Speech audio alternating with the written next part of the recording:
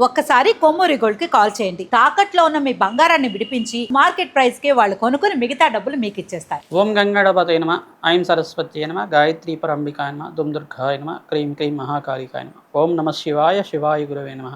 Yeah దేవీ సర్వభూతేషు మాతృరూపేణ సంస్థితః నమస్తస్యై నమస్తస్యై నమస్తస్యై నమో నమః. క్రీం మహాకాళికాయ నమ, ద్రాం దత్తాత్రేయాయ నమ. ఓం నమో భగవతే మేధా దక్షిణామూర్తి మహ్యం మేధాం ప్రజ్ఞా ప్రయచ్చస్వ. క్లీం కృష్ణాయ గోవిందాయ గోపీజనవల్లభాయ శ్రీకృష్ణ పరబ్రహ్మణే పరంజ్యోతిషే నమ. ఆదిత్యాది నవగ్రహ దేవతాయ నమ. మాతృభ్యో పితృభ్యో ఋషిభ్యో గురుభ్యో నమో నమ. యూట్యూబ్ ప్రేక్షకులకు అందరికీ కూడా నమస్కారం అండి.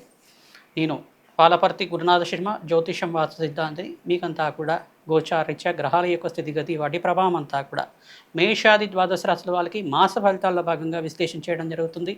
ఈ రోజున మనమంతా కూడా మే నెల మాస ఫలితాలంతా కూడా గోచారీత్యా మేషాది ద్వాదశ రాశుల వాళ్ళకి ఎటువంటి ఫలితాలు వస్తున్నాయో తెలుసుకుందాం. ప్రధానంగా గోచార చక్రం అంతా కూడా చూసుకుంటే ఈ రకంగా ఉంది.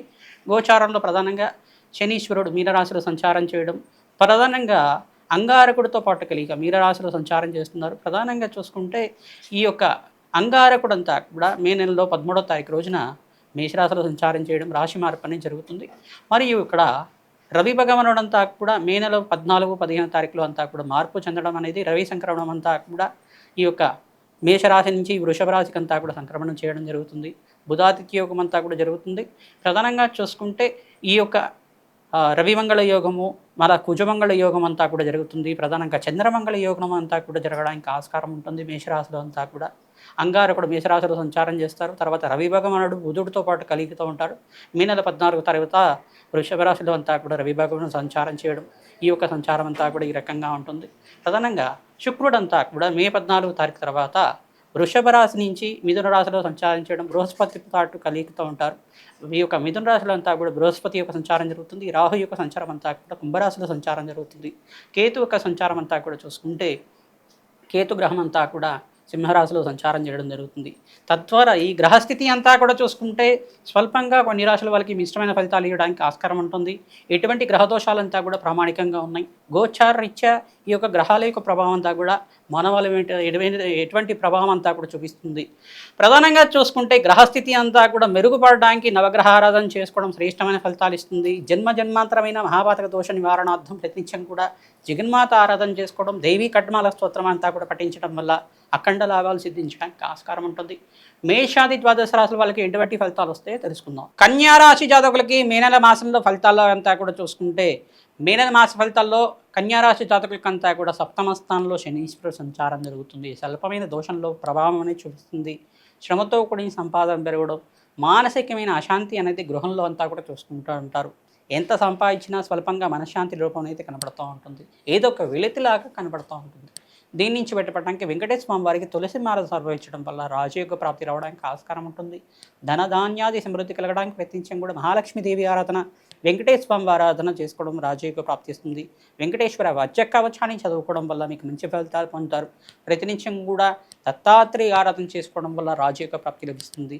పసుపు రంగు పూలతోటి దత్తాత్రేయ స్వామి వారిని ప్రతినిత్యం అర్చించడం వల్ల అఖండమైన గురుబలం పెరుగుతుంది. ధనధాన్యాది సమృద్ధి కలగడానికి ఆస్కారం ఉంటుంది. దానాది కార్యక్రమంలో మీరంతా కూడా శనగలు దానం చేసుకోవాలి, మరియు బొబ్బర్లు దానం చేసుకోవడం, అంగారకుడు ప్రీతికరంగా మీరంతా కూడా కందిపప్పును దానం చేసుకోవడం కూడా మంచి ఫలితాలు ఇస్తుంది. రాహుగ్రహానికి ప్రీతికరంగా మీరంతా కూడా ఈ యొక్క మినువులు దానం చేసుకోవడం వల్ల మంచి ఫలితాలు ఇస్తుంది.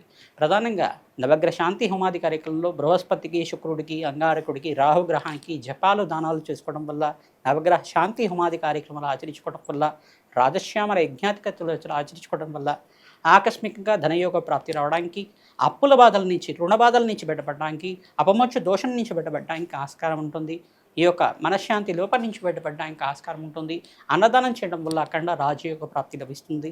ప్రధానంగా పిల్లలు అంతా కూడా కాంపిటేటివ్ ఎగ్జామ్స్లో బాగా కష్టపడుతూ మంచి మార్కులతో ఉత్తీర్ణ రావడానికి ఆస్కారం ఉంటుంది. మేధా దక్షిణామూర్తి స్వామి వారి ఆరాధన చేయండి.